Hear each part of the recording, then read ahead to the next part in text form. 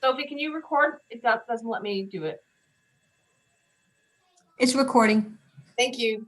Welcome. Okay, so welcome again to the William & Mary Master of Public Policy program. This is our quote unquote lovely picture of our building of Tyler Hall. This is the one that's in our slide deck, and it seems like I usually think of William & Mary looking a little bit prettier than that. We do have some other pictures of us. This is where we're located on the Sunken Gardens at William & Mary.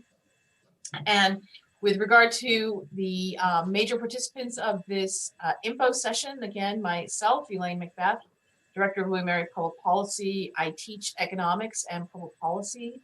We also have Devin Braun, who is a BA MPP and president of our Public Policy Alumni Association, and Kurt Klingenberger, who is an MBA MPP and is at this time pursuing a PhD in education at the Ed School. They'll be speaking after I go walk us through the slide deck. So I just want to go through a brief overview about what makes William & Mary special. And here's some of these nicer pictures I promised of the campus, and that we are second oldest university in the country. We have a historic main campus in Williamsburg. We also have our marine campus in Gloucester with our School of Marine Science, and as I like to think of it as environmental science and policy is our link over there, as well as our DC Center on the 7th floor of the Carnegie Building. We are currently celebrating the 20th anniversary of the DC Center, and I am personally proud to have had our affiliation with the DC Center from the very beginning. In fact, the President's Office, the Public Policy Program, the Development Office were the three main participants in the early days. And it has obviously blossomed, if you are a part of the William & Mary community, to know all these other activities that are happening. But our access to DC is enhanced from our 20-year connection to the DC office. Looking at our MPP program as a whole, what makes our program different from others? Somewhat different from others, somewhat similar. It is a 2-year full-time program on campus. We have a cohort start that begins in the fall. One of the key features that makes it different is that we have a very small, close-knit community, a very analytical foundation. When I think about talking with students over the years about the public policy program and thinking about the academic component to it, I think that the features for me is that it's working with economics, quantitative analysis, political analysis, and law.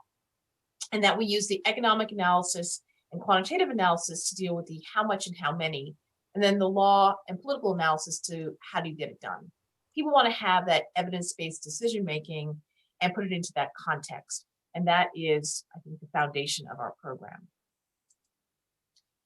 And I think sort of the overall view of the academics is reflected in this graphic of quantitative skills, legal foundation, electives, and practical experiences. And for our admissions director marketing team, they perceive this as being 100% marketable, which from my experience has been true in the fact that our alums have had great success in the job market. One of the additional key features that is part of the academic program, but also co-curricular to the academic program, is the policy and practice. The policy and practice classes, 1-credit classes that go through 3 semesters of the program, involve policy dialogues, which are trips to DC or Richmond, where you will meet with speakers, the Washington program, which is a multi-day trip up to DC to see the breadth of activities in DC, a required internship between the 2 years. And then in the second year, the policy research seminar, which is a practicum course where students are put into a group of typically 3 students with an external client, so a real world client, where you become a consultancy practice to that client and develop a project, which I'm sure we'll speak a little bit more about later in this evening's program. Looking at the curriculum in more detail, the first year and second year curriculum, there are lots of things here, lots of bullet points, but several of these are 1-credit courses. So The fall classes there are 5 of them, but the first 2 are 1 credit classes and 3 full-time classes.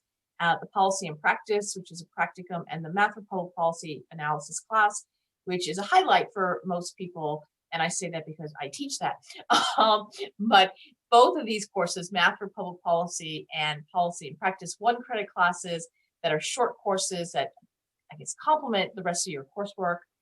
In the spring, again, another policy and practice piece, following with Quant 2, an applied methods class from a basket of classes that are available, a 2 credit spring simulation, so sort of a mini policy research seminar project, and then a first elective, a summer internship, which is a requirement of the program, following in the fall, your final semester of policy and practice, your policy research seminar, Leading Change, which is our reinvented public management class, and an applied law elective.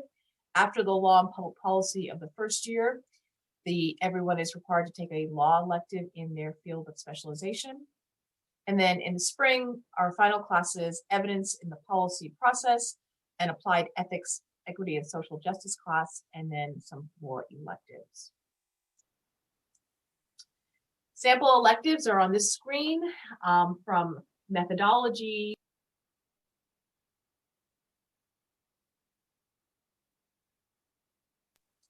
I hear that I was unmuted for a second there. So let me try to make sure I am unmuted. We can hear you now. Okay, thank you. Yep. So the sample electives, the applied electives being methodology or institutions or topical areas such as environmental policy or healthcare, international economic development, higher ed, environment. So across the spectrum. So I think there are electives that are geared towards almost everyone's policy interests. What is a unique feature to the public policy program at William & Mary is that we are the only degree granting institution on campus that has joint degree options with every other school on campus, as well as with other areas internal to arts and sciences. So the public policy program is housed in arts and sciences, and so operations research is part of arts and sciences as well. But we also offer joint degree opportunities with the law school, the business school, the School of Education, as well as marine science, or as we know it as VIMS. And that joint degree program with VIMS, while listed there as the MPP and S degree, there are options for the new MA degree that they have over at the School of Marine Science. And as has been shown on the front page of the website of William & Mary, as well as the public policy program, a PhD MPP in the name of Dr. Ike Irby, who is now Kamala Harris's science advisor, went through our program, and so that option is there as well. But the key feature is that regardless of the joint degree option, you will save 1 year in total from the 2 degrees, and so obviously less time, less money, and more impact on your education that you have here at William & Mary. So we're a degree program. You have classes, but there are co-curricular activities. So what do you do in addition to your studies? Professional development is a big deal in a professional degree program. And so we have a variety of opportunities of professional development for the course of the 2 years that you will be here with us in this degree. Some are here on campus, some are going to conferences. We have a peer-reviewed journal, so a variety of activities. We also have access to various research centers on campus, and this is not all-inclusive, but here's a variety of them. The Schroeder Center for Health Policy is part of the public policy program, the whole government center, geospatial, aid data, or now Global Research Institute, it per the law school and their institutes as well. Variety of student activities. This looks like a homecoming in the days that we used to be able to gather, and hopefully those days will come back soon. And what will I do after the program? Well, students go on to do a wide variety of things. dependent on where they want to be regionally or nationally or internationally, as well as their topical areas, but across the spectrum. And while I think I have one or two more slides, I'm going to be quickly moving on to the allowing the alums who are here with us to speak, and they can continue on that. But just some final ideas here is that we are in the application cycle. The first round of applications will be reviewed with a February 15th deadline and a March 15th response, but we will then have rolling admissions after that on sort of on every 2-week cycle. So the next one would be March 1st, March 15th, etc. We do expect some preparation for the MPP program, that you've had some basic economics, some statistics, and 2 government classes, American government classes. If you do not have this background, we can work with you in terms of how to prepare in between now and starting the program, and certainly review courses that you may have taken or experiences that you've had that would be functional equivalents, even if not academic transcript representation. So I go back to my sort of substantive first slide of, again, who is speaking at this meeting. Myself, and I've held the floor now for the past 10, 12 minutes, so I'm going to stop speaking and turn the floor over to Devin Braun and then Kurt Klingenberger to speak a little bit about the MPP program, their experiences in the program, and their experiences as alums of the program. And so I'm going to stop my share so we can actually see people better. And I'm going to need to gallery view. And Devin, why don't you take the floor? Hi there. Can you hear me okay? Can. All right. Well, I actually want to start off with a complaint. I have to say my contract stipulated that for my appearance here, I was going to be able to appear in at least one of the photos of prior students of the program. And I looked pretty carefully. I didn't see myself once in any of those photos. But anyway, we'll work that out with the attorneys later. But in any event, it's great to speak with you all. My name is Devin Braun. I'm a graduate of the master's program in 2013. I also went to William & Mary undergrad and did kind of a joint accelerated undergrad grad school track that if anyone's curious, I could speak more about later. But I've been up in the DC area for the last 7 years. After graduating, I came up and eventually ended up at the Government Accountability Office, GAO, which, for those of you who hadn't heard about that, that's we're an agency that basically assists Congress in doing oversight of the executive branch. So if Congress wants to know how well a program is running or how effectively or efficiently federal dollars are being spent, they will commission us to do a report back to them on how said dollars are being spent. Or how said program is being run. And so I've been working there for almost the last 7 years, currently doing work on the decennial census. The 2020 census has been in the news a lot. Some of you may have followed that. It's been kind of a crazy year or two in that area, but it's an interesting place to work because you work in different issue areas all the time. And in each issue area that I've worked in, I've gleaned different benefits from my time that I spent at William & Mary, specifically in the master's program. One constant has been really the necessity of being able to translate complex technical and quantitative information into something that's usable, not just by your supervisor, but also by your supervisor's boss and their boss's boss, but also in my case, the Congress. We give our reports to congressional staff who have, sometimes 10 meetings a day. Their interactions with GAO sometimes are once every few months. So, you have a few minutes of their attention span and you have to get information in front of them so that they can act upon it. Probably the main thing that prepared me to do that actually was one of the things Elaine talked about, which was the policy research seminar, the PRS project, the sort of the small group client-driven, it serves an equivalent in some ways of a master's thesis, but it's, the sort of capstone project that you do the second year of the program, and in that context, we were working on a research project for a client. So and that way, it's very applied. A lot of academia, your work is sort of personally driven. It's your hypothesis, your research, your data, your kind of expertise that's all on the line. When you're working for a client, you have to understand that you have to understand your operational context, that your client needs this research for some purpose. They need it to be fact driven. They need it to be well grounded. But it's not just sort of your personal take on the world that's going out there. And so getting that experience after having spent several years in a very liberal arts environment at William & Mary was really, really helpful. And it's served me, to this day. Other highlights of my time there, Elaine mentioned the DC interactions. Hopefully we can get those back in full steam, one day soon. I hope you all are managing the COVID-19 situations well among yourselves and your families.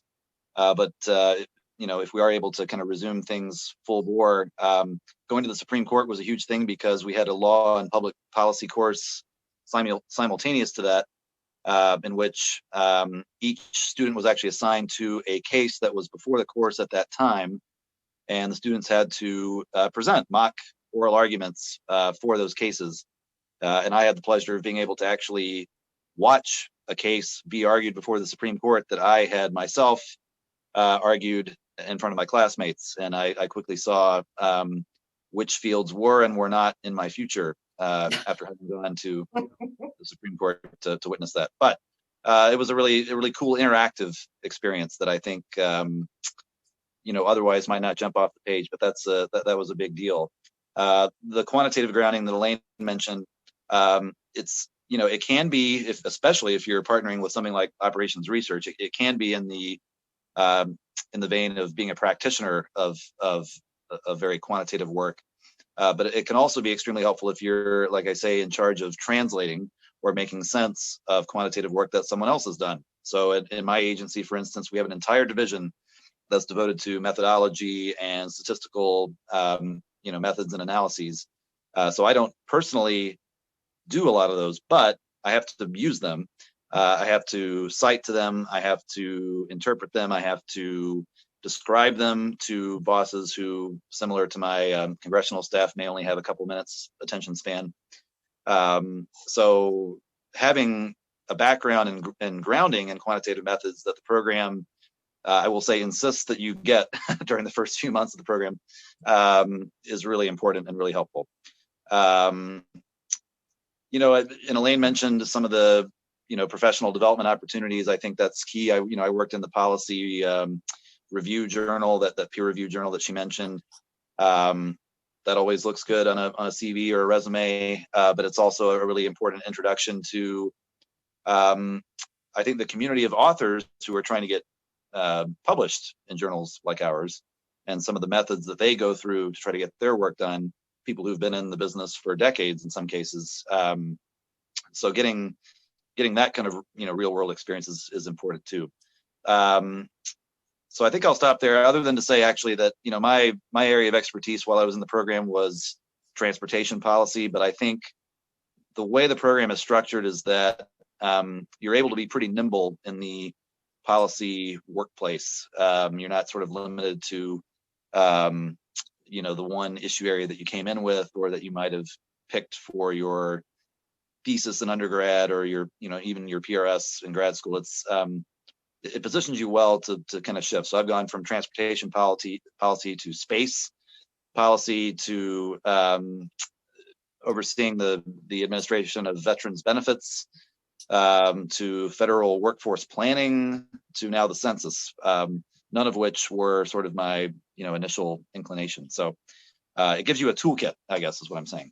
I'm going to stop there because I'm going to save time for Kurt and for you all to ask questions. So Elaine, either to you or just straight to Kurt, however you want to do it. Yes, Kurt, why don't you pick up from there once you unmute? Okay, great. Thank you. Well, first of all, what a great decision that you all made to be on this call tonight, because this is a great program. And I think the more you hear about it, the more it should be of interest to you. I wanted to highlight a couple things as well. First of all, thinking about the classmates that I had in the program, I was in with a super cadre or cohort. And one of the things I enjoyed most about the program was the variety of backgrounds that my fellow students had, whether they were relatively fresh out of college or that had been in the workforce already. What that 20 or so classmates had in the way of their own backgrounds turned out to be immensely important to my own learning, and I was very grateful to share that time with them. If somebody on our crowd tonight has a graduate degree already, I would say that this is worth looking at, because it's probably not like the other graduate degrees you had, particularly if you went straight from your undergraduate specialty and followed that up with a graduate degree in the same area. You've already heard a couple times about the strength of the public policy program being that mix of economics and government and law. And you just don't find that kind of a mixture that brings all those together in very many opportunities. So the public policy process, public policy approach is pretty fascinating, but very important in that regard, the ability to mix those areas. I think that the concept of the dual degree, wherein you get the equivalent of 4 years of academic work and 2 degrees, but all in the space of 3 years. In other words, you save a year. Well, since I did that program, I guess I'm a real advocate for it. So in my case, I doubled up with the Masters of Public Policy. I did the first year of the public policy program. Then I walked across the street at the time to the business school. I did the first year of the MBA program. And then in my third year, I did the mix of the courses required to satisfy the requirements for both degrees. So 2 master's degrees in 3 years. It was an incredible bargain, both in terms of money and time. And it sets you apart. And I've mentioned this in other places, meeting classmates of mine who've gone off to job fairs and they present their business card and it says they've got this master's degree or that master's degree. But where the recruiters really get excited is when you hand a card over that says you got 2 degrees, you got basically a dual degree. That's out of the ordinary and it catches their attention. So it's really worth considering.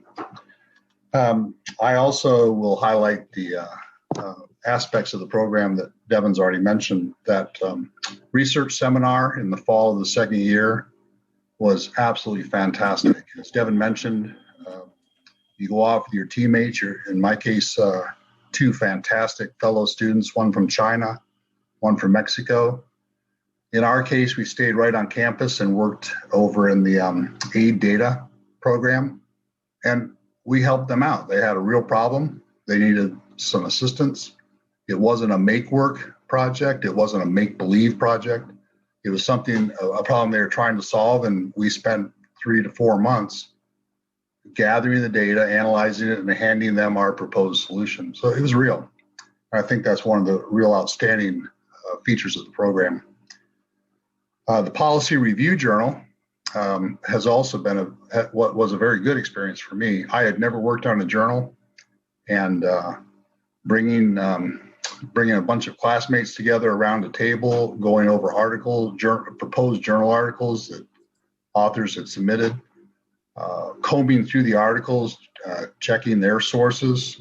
That was very, very good experience. And I learned a lot, not just from the articles I read, but just from the whole process itself. And I can assure you that I read journals a lot differently now than I used to, just because of that.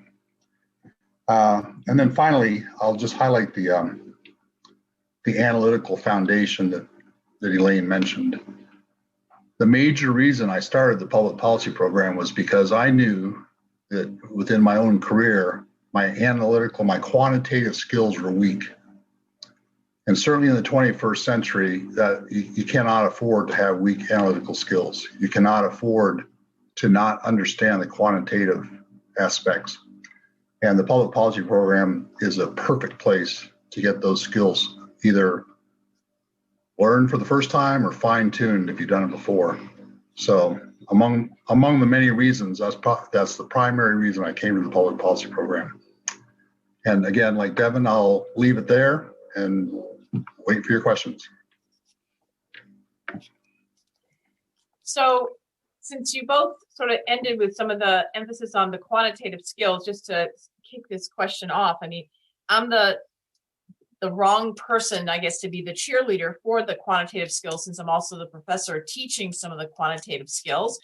But in my decades now at William & Mary and all this, I try to emphasize with my students and my prospective students the importance and the difference of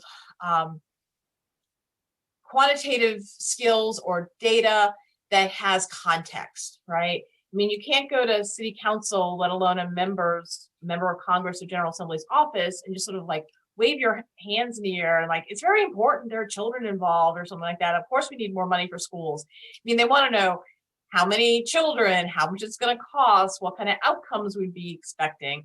And so while there's a lot of quantitative analysis, it's always applied and it always has that practical application. And so for those people who are William & Mary knowledgeable, Jones Hall is where our math department is. And so if somebody is interested in the operations research joint degree, that's where you would potentially spend a fair amount of your time. But my math colleagues are not very fond of the fact that I believe I can boil down 3 or 4 semesters of calculus to like 2 rules and applications. You know, I mean, and so you don't have to take 2 years of calculus to be able to do what we want to do. We do use calculus, but there's like 2 rules that I can teach you if you don't know them already and give them an applied setting so that there is, if not an appetite, at least an acceptance of the use of these tools because they have that benefit. Would you, Devin and Kurt, agree to that comment? You know, you already have your degrees, so I can't, you know, there's no harm, no foul if you don't, but is that something that resonates for you? Not only would I agree, but I am personally thankful that you were able to do that because as Kurt suggested for himself, I would not have otherwise been equipped to handle 2 or 3 years of calculus in Jones Hall. So the fact that, you know, through policy, we're able to find discrete and yet representative applications, you know, that were general was huge, and it helped me make sense of it. And yeah, they made that part of the program easily digestible. Absolutely. Cool. Okay. So I guess we've taken about a half an hour to introduce the program and talk on different topics associated. Now is your time to either unmute and ask a question, put your name into or a question into chat. It's your time to use as you see fit. Hello, my name is Ben Van Hook. It's nice to meet all of you. And I was listening to Mr. Klingenberger talk about the value he got from listening and learning from his classmates. And I was wondering what the structure of the classes would be. Like in general, would they be more lecture-based or would they be more research-based and more project and discussion-based? Kurt or Devin, do you want to talk about your time in the program? And I'm going to pull up a slide that reflects the curriculum. Yeah, Kurt, do you want to start off with that, or I'm happy to? You know, if you walked into a typical public policy classroom, it probably would look at first glance like a typical students all in their seats in rows, professor at the front of the classroom. But I can assure you that within about 3 minutes of the beginning of any presentation or lecture, all that kind of goes away, and the students are turning around and talking with one another. Small group exercises, the numbers of projects where we broke into teams of whatever was needed, 3, 4, 5 students, some amount of time, come up with a solution. So it's very, very interactive. very interactive. I If there are agree. some courses that are more of a lecture based because that's what it requires to transmit efficiently, well, so be it.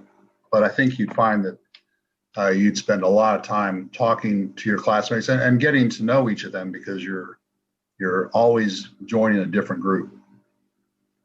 Yeah, I'll just add, there are several classes where the small group project format is emphasized. It's not just the PRS. I know that in the microeconomics course that we took, that was a similar approach. Even in the quantitative methods, at some point we had a 3 or 4 person group project that we had to work on. So there's that. And as Kurt mentioned, regardless of kind of the format that the delivery of information takes, ultimately I found that it was very scenario based. So, city council wants to implement X, or planning commission wants to zone X area, Y way, or Congress has drafted this bill. Did they do it correctly? Kind of thing. It's in that sense, it's very applied. And so, you take what you learn, whether it's via lecture or reading, and you apply it to a scenario, often in, with a lot of group discussion around that. Okay, thank you. Sure. And I guess trying to maybe see about sharing a screen, but maybe I don't need to do that. The slide deck will be available later. But in looking at the curriculum, where I think that some classes are definitely more sort of class structured, like math for public policy analysis class that I teach, and like quant 1 or quant 2. I mean, it's statistics, econometrics, other kinds of methodologies. So there's going to be a fair amount of lecture at the board time. But for all of the classes, what I think is an important feature is that the public policy program is this broad and interdisciplinary program. And our students come not because they necessarily want to take a bunch of math and econ or even law or a policy class. So they want to have some blend, and that's what they're appreciating the blend as well. But they typically have topical interest areas. I'm interested in health. I'm interested in education. I'm interested in environment. And I recognize that this is a toolkit that allows me to advance the things that I'm interested in. And so what is important for me is to think about the reverse perspective, the reverse engineering of these classes, is that Kurt and Devin have both brought up the different opportunities in different classes. But for me, as the professor on the other side of this, is that, I am presenting the landscape, the grid on which we're going to be entering the discussion. But if your interest is education or environment or health, then when we say go get a data set or go get a piece of legislation or come up with a case study, you're able to infuse your interest into those classes. So it isn't that you're looking at, oh, well, there's like 3 electives that have the name that's my interest area. No, you can add those things to all the different components. And so I think what is interesting, just using some of the examples that I've been saying with education and environment and things like that. So we have students who are interested in education, broadly writ, education policy, and they see that we're having a speaker from EPA, Environmental Protection Agency, and they're like, oh, I don't need to go there. But no, they have a very large education budget because all of their programs have to then be rolled out to the community and educate people in this. And so I think part of learning the landscape of the policy world is recognizing the interconnectivity, the shared burdens that we have. I mean, what is out there for everyone to work on, and that you don't necessarily have to find something that has your one key buzzword. And for me, it reflects right back to Devin's introductory comments that he came with these ideas. He's now working in this very omnibus organization of GAO, and he's been bouncing around, not like a ping pong, but like with 3 to 6 month assignments probably on different topics that all use this similar skill set. So I guess I'll stop there. And is there another question? Paul? Yeah, I have probably a couple of questions, but one is, so I just started at VIMS. I'm just starting my PhD here. And I remember when I was applying, I heard about your program and I thought it was really cool. But I don't know at like what stage in my career do I apply? Do I do it like when I'm getting closer to finishing? Do I do it soon? I don't, I have to, and I guess have the conversation with my advisor out here, although I guess I'll be on campus. So I'm just kind of wonder how that works. Sure. So most of the students who are here on campus in a joint degree, a prospective joint degree student, I guess I should say, have already started in year 1 or year 2, depending upon what the degree is, they should be applying. So if you're in a master's program, then in year 1, you should be applying so that the second year you're here at William & Mary, you'd be doing our first year curriculum. And then in year 3, it would be a blended curriculum. For a PhD student or a law student, you could apply at either the first or the second year, and that is your choice. However, my experience, and I've been involved with the public policy program since the early 1990s, so it reaches back a while, that it is best if you can start earlier, even if you have more years available to you, because you just have more flexibility in the out years. So in any case, you need to do the first year curriculum one place, the first year curriculum in the other place, and then you have a blended curriculum. But if it's like with the law school and you do your 1L year and then us, then you have 2 more years to do that blending and you'll have more opportunities. And that would be similar for you, Paul, that if you were, and for my experience with people from VIMS, is that they do stay with their VIMS advisor and continue their research with their advisor. So by starting earlier in that blending, you have more time to develop your research at VIMS as well as have flexibility in your coursework. Okay, cool. And the first year is on campus, so I can't be like back and forth between VIMS classes and William & Mary classes, or? You can. I mean, obviously we'll need to look at individual transcripts and what you're doing, but typically people who are already concluded, because some joint degree students come to us from outside the university and they start with us, right? But for people who are already here and have done 1 year in their first degree program, it typically affords them the opportunity to take 1 class a semester in that degree program in the year that you're doing our first year curriculum, because there's obviously some swapping out of classes with the joint degree students. So I would say that typically you might be taking 2 or 3 classes here and 1 or 2 classes back there. You're not severing your ties to that other part of the organization, whether that's Okay. law or education or business or VIMS. Okay, great. Thank you. That's good for. Good. Ivana, your hands up. Thank you all for hosting this information session. I am very similar to Paul. I'm in my 2nd semester of the part-time Masters of Higher Education program, and I would like to throw a curveball in his question and say, if you have the part-time opportunity for MPP, how does that work? I know that it's supposed to be accelerated if you're in a joint degree program. Would it just be stretched out like a regular full-time student? Yeah, so we don't formally have a part-time program. So, I mean, we would need to work on establishing a path for you to complete the program. So it's not that you can't do it, but it isn't that I have a statement that says you take these 2 classes this semester, these 2 classes that semester. So, I mean, I think that in looking at the curriculum, you would be able to blend it with the part-time ed program, but we just need to be strategic about when you're taking which classes at which time, because for us, the classes are typically taught once a year. So if a class builds on something for the next semester, we need to make sure you take that class. But we did establish the ability a few years ago for people who work at William & Mary to go through our program part-time and to use their employee benefit packages to take those classes each semester.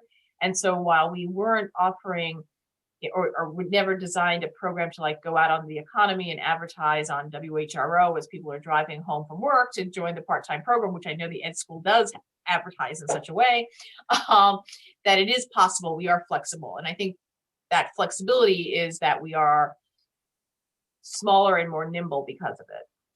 Oh, thank you so much. I'm also a staffer, so perfect. Okay. Stephen? Yes, I have a couple of questions. One you partially answered. I'm a 2L at the law school. I have an interested friend who's a 3L. So was your previous remark saying affirmatively that a 3L would be too late to apply? A 3L would be too late to apply unless they were able to take classes in the spring, but we are not offering a complement of classes in the spring. So with the law school, the plan that was established a long time ago was that you could either start after your first year or your second year, because you need to have at least 3 semesters remaining to be able to have the blended coursework. Oh, I see. Perfect. And then the other question was, yes, you mentioned not having a great deal of quant and econ stuff specifically on one's transcript and being able to work with that. I was also worried about lacking those things, hurting somewhat the strength of my application. I do have a lot of private reading in those subjects, but I can't demonstrate it at all. Is there a way that would be most advantageous to frame it on the application? Sure. So, I mean, there are different ways, and depending upon where you sit on the spectrum, some people actually will take classes in the summertime before starting. I am actually not an advocate for taking classes in the summer before you start a degree program, largely because I want you to be energized to start the degree program in late August or September and not be burnt out by October that you spent your whole summer taking classes. I mean, it's a very practical perspective there. While some people do take classes, that is an option. Other people are good self-learners, self-teachers, and there's even before our current conditions that everything has moved online. There have been for a long time now, 10 to 15 years, nice self-study options to do online and or books, depending upon how you like to learn. Some people do things that are more interactive through modules that actually interact with you to, brush up your economics or your math. So to me, there's lots of different ways to learn. And so I am willing to walk down that road with folks as they are looking at different pieces of what they want to brush up on. And, just as an analogy, to stop talking about math, as I don't want to make some people go, oh my gosh, I need to just exit this call because that's all she talks about. But something that's not math, but say languages, right?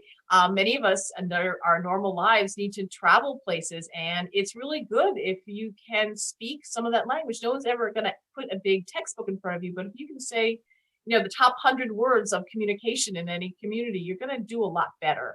So I find that if I just drive around in the car with the, podcast CDs or whatever it may be a month or so before I travel someplace, I can be conversationally, accessible. I don't want to use the word fluent, but in about 10 different languages, right? So it's not something that is, so there's different ways to learn things. You don't have to actually attend German classes for 3 years before you have to go to Germany for a week or two, or other places. So yeah, we can work with people. I mean, I see this as an opportunity. And so at these initial conversations, I'd rather find ways to build the bridges than to put up the barriers. Excellent. And one last, just very short question.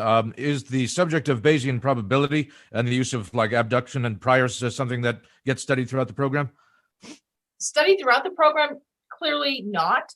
Studied in the program, if you so choose to go in that direction, yes. There are classes that would allow you to do that kind of work. Excellent. Right. So I think Colin has his hand up. Hi. So I had kind of 2 questions. One, I'm currently applying for both VIMS and the public policy program. If I intend to have VIMS as my first year, does that mean I would defer for a year or still accept for both applications, or how would that look? Sure. So if you're outside the university right now, it is common for folks to apply to both parts, because if it's important for you to get both degrees, then you want to know whether or not that's going to be something in your future. There are a handful, literally a handful of universities that offer both policy programs and marine science or environmental science programs. So if you would do that, then with VIMS, especially because of the research basis that it has, it is my academic advising that students start at VIMS, get in the lab with their advisor and all that, and then do their first year MPP curriculum in the second year. But apply to both from the start, have your acceptances, know your path over the next 2 years in doing that. And so you'd be accepted, and you would accept your offer, but defer your matriculation date to the following fall. Okay, thank you very much. That's very helpful. And then I had one extra one. Since we've been talking so much about how important it is for all of the students to kind of interact with each other, to learn a lot that way as well, especially with the challenging times of the pandemic, how has that looked in the past year, and how might it continue to look? Well, in the past year, we actually put the program on hiatus. So we're starting in the fall with a new cohort, and we are currently graduating students and have students in upper years, but not a first year cohort. So in some ways, I feel blessed that we didn't have to go through that situation. So my expectation is that by the fall, we will be operating in more normal conditions. I know as somebody who represents William & Mary in the trade associations for public policy, we belong to, I guess, 4 different associations for public policy, one that deals with the international sphere, one that deals with diversity and inclusion, and then the sort of more group oriented between APAN and NASPA, the Association for Public Policy Analysis and Management, and the National Association of Schools of Public Policy and Affairs.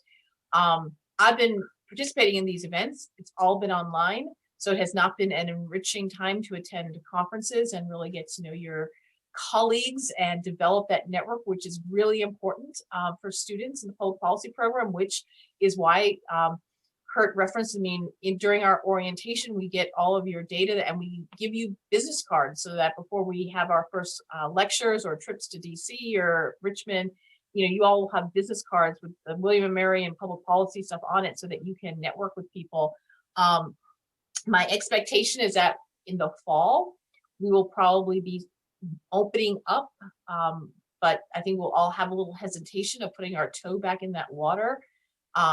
Similar to me in, dating myself here, but me in the late 1970s after seeing Jaws, I was a little concerned to go to our family reunion in Cape Cod, as that's how it was portrayed to be that year. We certainly are hoping to move back into a more normal structure over the next year. Okay, thank you very much. It's funny that you mentioned Jaws, because that theme music was the first song that popped into my head when you were handing out the first calculus test, the public policy math camp. But it worked out much better than that. Much better than that.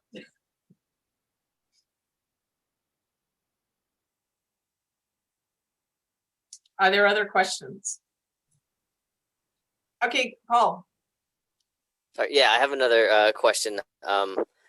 As I'm a PhD student at VIMS, is there no funding for if I want to do the MPP? And if that's the case, how do students normally support themselves?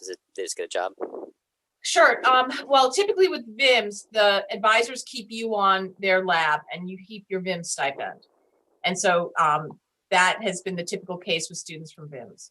And that has just been the way it goes. If you wish to break from your advisor and your lab for a year, that has not been the case. But if you did, then you would be eligible to have a graduate assistantship over here. But typically it has been more lucrative as well as more productive in your research for your thesis and your dissertation to stay with the lab. Okay, very good. Great, thank you. Michael Luton has his hand raised. Yes, Michael Lutton. I did have a question, kind of a follow-up question to that. Could you expand a bit more on the graduate assistantships and perhaps the research opportunities in public policy, and even perhaps in the Schroeder Center for Health Policy? Sure. So the graduate assistantships are $5,000 or $10,000 based on merit and the scope of the projects, and some of them are research assistantships in different organizations, including Mhm. the Schroeder Center. Some of them are teaching assistantships with faculty in the program. And so basically, we offer graduate aid based on merit without a hard assignment to that. And this has been, I guess, our experience as a better way of doing this. So instead of my saying, which is typical in a PhD program, okay, we admit you and you are working in Professor Jones's lab for the next 3 years. We admit you with an aid offer, and then we get a survey from you, and we get a survey from the faculty and the research centers that need work. And then we make matches, and those matches can be maintained over time or they can be rotated.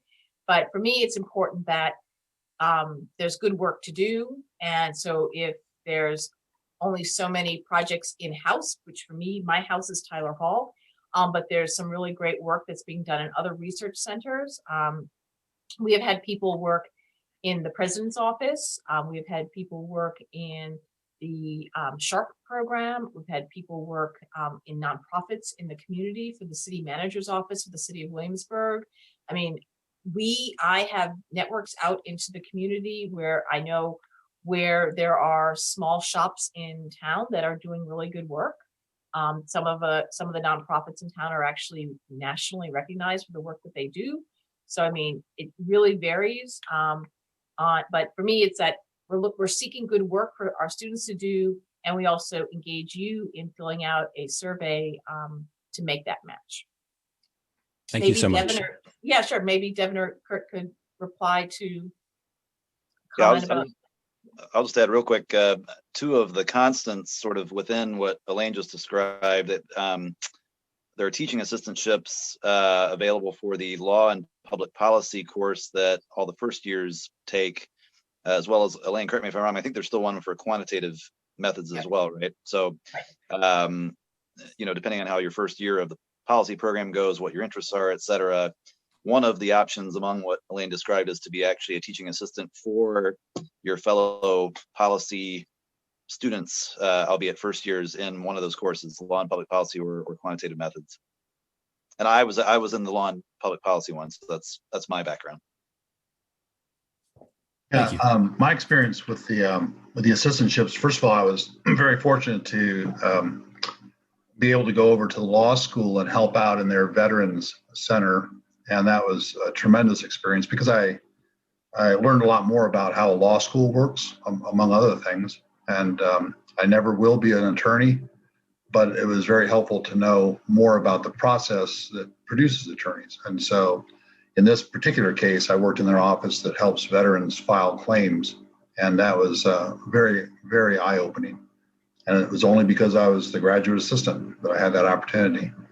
In a different semester, I helped Professor Macbeth with her money and banking undergraduate course. I don't think I ever would have signed up for a money and banking course on my own, but I learned a lot from helping out as her teaching assistant.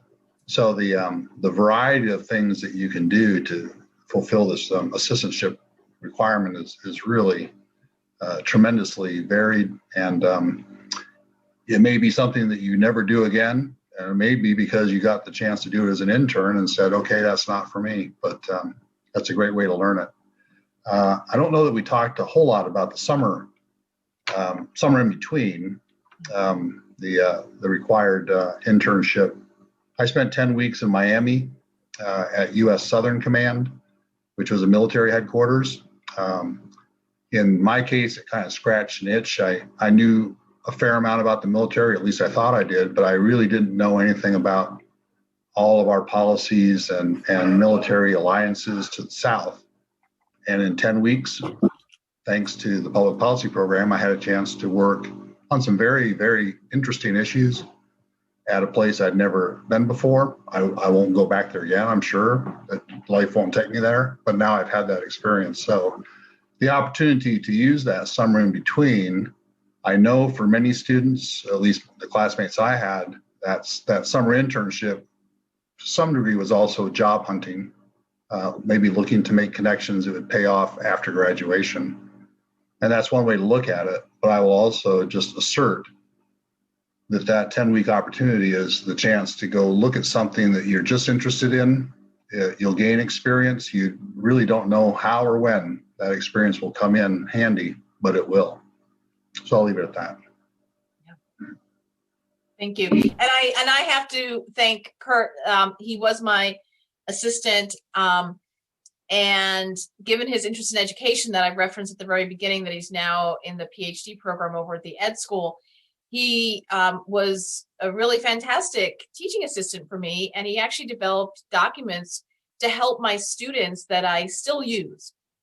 So in terms of helping them with their structures of their term papers and how to go through some of their smaller writing assignments and things like that. So there's learning that goes in all directions, that's for sure.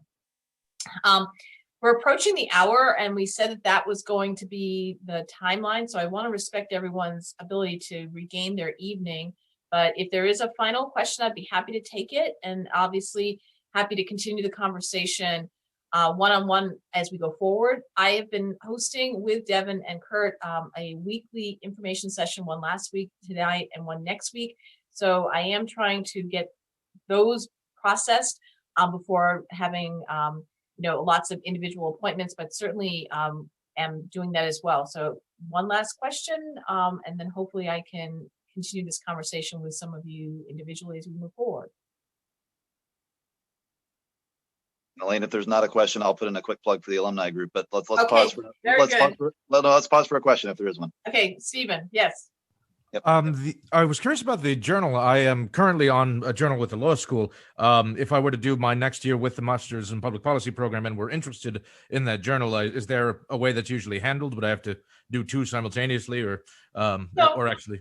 Yeah. You could do two simultaneously, but I mean, you can do the public policy journal. I mean, law students have done both journals, and some law students have been more engaged in our journal than theirs because they've been able to be the editor-in-chief of our journal, and they did not have that opportunity over there. But there's not a prohibition or a fencing between only one journal per student or something like that. Journals are a lot of work, so I mean, I guess that would be more my cautionary tale in terms of it's extracurricular and it's a lot of work. So how many of those items can you actually take on?